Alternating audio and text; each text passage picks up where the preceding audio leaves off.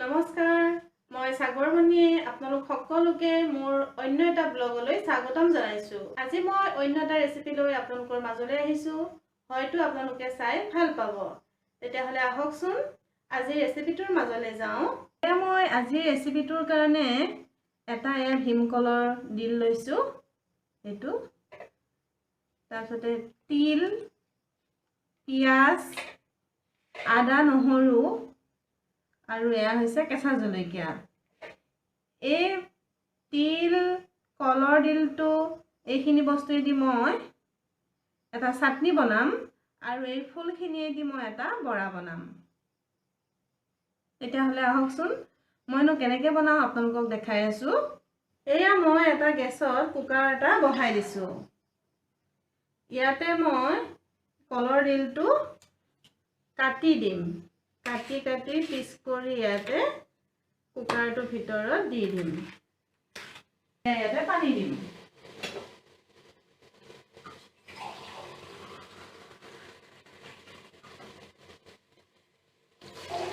এয়া মই কুকাৰৰ ঢাকনখন বন্ধ কৰি দিছো। দুটা হুইচেল অহালৈকে মই বাট চাম। দুটা হুইচেল আহিলে মই গেছটো বন্ধ কৰি দিম। আনফালে মই হুইচেল অহালৈকে এই মই সাফা ভাজি লোৱা তিলখিনি ধুই সাফা কৰি ৰ'দত শুকুৱাই ভাজি লৈছিলো। এই ভাজি লোৱা তিলখিনি মই এতিয়া গুড়া কৰিম। ইফালে কুকাৰটো মই বহাই দিছো। কুকাৰটো হুইচেল অহালৈকে মই এইখিনি গুড়া কৰি ল'ম। দিয়া হৈ গ'ল। এতিয়া মই গেছটো বন্ধ কৰি দিম। যেতিয়া কুকাৰটো ঠাণ্ডা হ'ব তেতিয়া মই যিখিনি কলৰ ডিল বইল কৰিবলৈ দিছিলো সেইখিনি এটা খৰাহিত ফুটা থকা এটা খৰাহিত মই নমাই পানীটো নিগৰিবলৈ দিম। ঠাণ্ডা হোৱাৰ পিছত মই কেনেকৈ কৰো আপোনালোকক দেখাই আছো। মইনো ফুল ডিলৰ এই কল ডিলটোৰ যিখিনি এই ফুলখিনি কলডিলৰ এই ফুলখিনি মইনো কেনেকৈ বৰা বনাও আপোনালোকক ক'ব বিচাৰিছো। আপোনালোকে হয়তো জানে বা খায়ো পাইছে। এই ফুলখিনিৰ মাজত যিটো টান টান খাঠি থাকে এই খাঠিটো আপোনালোকে প্ৰথমতে অতৰাই ল'ব। এয়া মই চাফা কৰি লোৱা কলৰ ডিলৰ ফুলখিনি এই মই চাফা কৰি লৈছিলো, ধুই কৰি লৈছিলো। এই টান টান এই খাঠিডাল আছে, এই খাঠিডাল আপোনালোকে অতৰাই ল'ব। লৈ এইখিনি সৰু সৰুকে কাটি ল'ব। মই আপোনালোকক আজি বনাই নেদেখাও যিহেতু আপোনালোকে জানেই, খালি মই কেনেকৈ বনাও সেইটোহে ক'ব বিচাৰিছো। এইখিনি সৰু সৰুকে কাটি ল'ব। তাত অকণমান পিঠাগুড়ি দিব, অকণমান বেচন দিব, আদা নহৰু অকণমান থেতেলিয়াই দিব, কেঁচা পিয়াজ, মান ধনিয়া থাকিলে মান ধনিয়া দিব।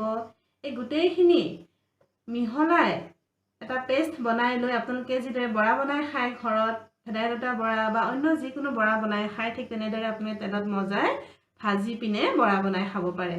যিহেতু আপোনালোকে জানেই কেনেকৈ বৰা বনাই, খালি মই কৈ দিছো আপোনালোকক, মই বনাই নেদেখাও বাৰু যিহেতু ভিডিঅ'টো দীঘল হৈ যাব। গতিকে আপোনালোকে নিশ্চয় ট্ৰাই কৰি চাব কেনেকৈ মই বনাও বৰাটো। এনেকৈ এবাৰ খাই চাবচোন বাৰু।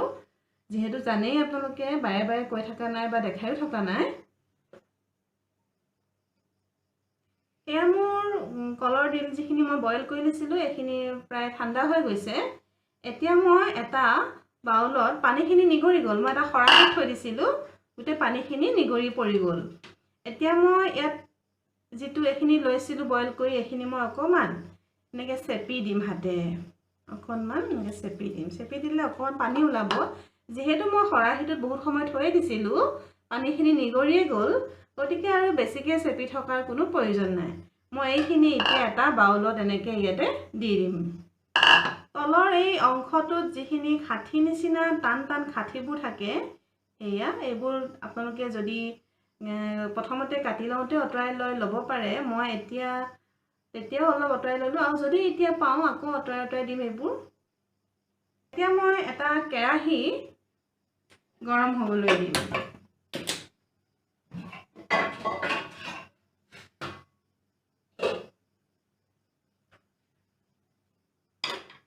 এয়া মই কেৰাহী এটা চৌকাত পাতি দিছো। এয়া মই অলপ মিঠাতেল দি দিছো। এয়া মোৰ কেৰাহীটো প্ৰায় গৰম হৈছে। মই ইয়াতে অলপ পাঁচফোৰণ দি দিম। এয়া মই অলপমান পাঁচফোৰণ দি দিছো।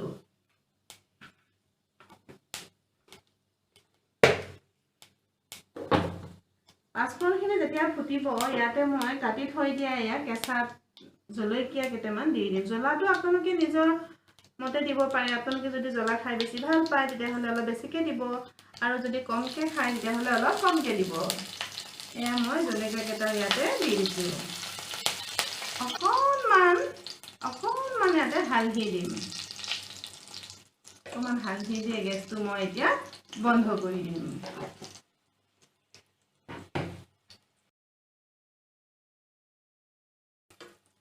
এই গোটেইখিনি তেলৰ এই গোটেই বস্তুখিনি মই যিটো বাউলত মই কলডিলখিনি লৈছিলোঁ তাতে মই ইয়াতে ঢালি দিম।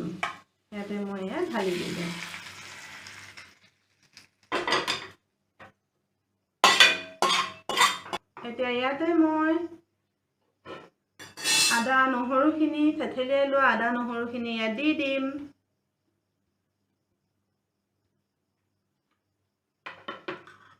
এয়া কাটি লোৱা সৰুকৈ কাটি লোৱা পিঁয়াজখিনিও ইয়াতে দি দিম।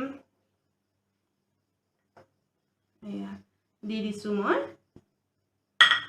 আৰু যিখিনি মই তিলৰ গুড়া কৰি লৈছিলোঁ, তিলখিনি মই ৰ'দত শুকুৱাই চাফা কৰি ৰ'দত শুকুৱাই মিক্সিত গুড়া কৰি লৈছিলোঁ, ভাজি পিনে গুড়া কৰিছোঁ। মই ইয়াতে দি দিম। এতিয়া মই নিমখ দিব। আপোনালোকৰ নিজৰ আন্দাজমতে যিমান নিমখ প্ৰয়োজন হয় দিব। এয়া মই সোৱাদ অনুসৰি নিমখখিনি দি দিছোঁ। এতিয়া এই গোটেই মিশ্ৰণখিনি মই হাতেৰে এনেকৈ সানি দিম। এইদৰে মই গোটেই মিশ্ৰণখিনি এইদৰে সানি দিম। ধুনীয়াকৈ আপোনালোকে গোটেই মিশ্ৰণখিনি হাতেৰে মিহলাই দিব, সানি দিব। এয়া মই আজি বনোৱা কলডিল আৰু তিলৰ চাটনিটো ৰেডি হৈ গ'ল। আপোনালোকেও ঘৰত এবাৰ ট্ৰাই কৰি চাব। খুবেই স্বাস্থ্যসন্মত। তিল আমি খাবই লাগে, দেহৰ কাৰণে খুবেই উপযোগী। গতিকে আপোনালোকেও এবাৰ ঘৰত ট্ৰাই কৰি চাব। খাই কেনেকুৱা লাগে মোক কমেণ্ট কৰি জনাবলৈ নাপাহৰিব। আৰু যদি আজি মোৰ এই ভিডিঅ'টো ভাল লাগিছে, ৰেচিপিটো মোৰ ভাল লাগিছে, তেতিয়াহ'লে আপোনালোকে আপোনালোকৰ বন্ধুবৰ্গৰ লগত শ্বেয়াৰ কৰিব।